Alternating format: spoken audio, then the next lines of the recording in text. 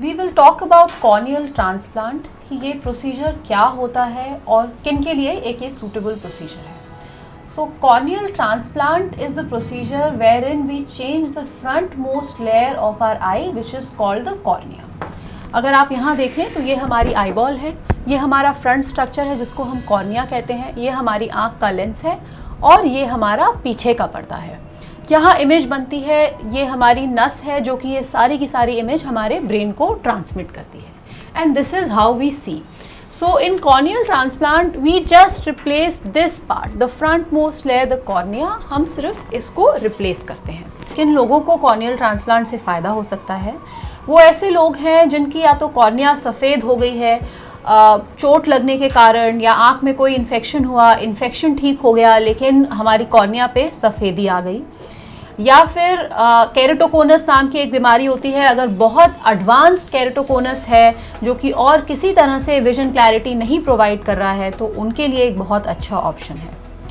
कुछ ऐसे पेशेंट्स होते हैं कि कैटरैक्ट के बाद उनकी कॉर्निया डीकॉम्पनसेट हो जाती है, मतलब कि उसमें पानी भर जाता है। ऐसे पेशेंट्स को कॉर्नियल ट्रांसप्लांट से बहुत फ़ायदा होता है। अब हमारी एडवांसमेंट इतनी हो गई है टेक्नोलॉजी की कि हमें फुल थिकनेस कॉर्नियल ट्रांसप्लांट हर केस में करने की ज़रूरत नहीं है। जैसे कि ये पेशेंट्स हैं जिनकी अंदर वाली लेयर ख़राब हो गई है तो हम सेलेक्टिवली खाली पीछे वाली लेयर बदल सकते हैं। जो ये पीछे वाला एंडोथीलियम है हम खाली इसको रिप्लेस कर सकते हैं, हमें पूरा का पूरा कॉर्निया चेंज करने की ज़रूरत नहीं है। तो ये एक ऐसा एडवांसमेंट है जिससे कि टाकों की जो नीड है वो बहुत कम हो जाती है और विजन रिकवरी बहुत ही फास्ट होती है। फिर हम सेलेक्टिवली आगे वाली लेयर भी बदल सकते हैं। अगर सिर्फ सफ़ेदी आगे वाली लेयर में है तो हम सेलेक्टिवली आपकी आगे वाली लेयर रिप्लेस कर सकते हैं। इनसे फ़ायदा ये होता है कि विजन रिकवरी बहुत फास्ट होती है और जो चांस है कि हमारी बॉडी उसको रिजेक्ट ना करे, क्योंकि एक ट्रांसप्लांट है, हम किसी और का टिश्यू लगा रहे हैं, ये चांस ऑफ रिजेक्शन हम जिसको कहते हैं वो कम हो जाता है जब हम लैमेलर केरेटोप्लास्टी करते हैं, क्योंकि हमने कम टिश्यू बॉडी के अंदर डाला, पूरा का पूरा कॉर्निया ना रिप्लेस करके सेलेक्टिवली जो लेयर खराब है हमने उसको रिप्लेस किया। ऐसे प्रोसीजर को हम डीसेक कहते हैं, डेस्मिथ स्ट्रिपिंग एंडोथीलियल केरेटोप्लास्टी।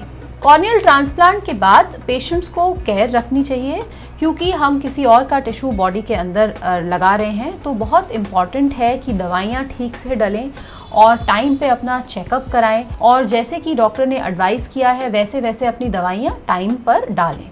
अगर हम ये सारी चीज़ें ध्यान में रखते हुए कॉर्नियल ट्रांसप्लांट करें तो इसके रिजल्ट्स बहुत ही अच्छे हैं।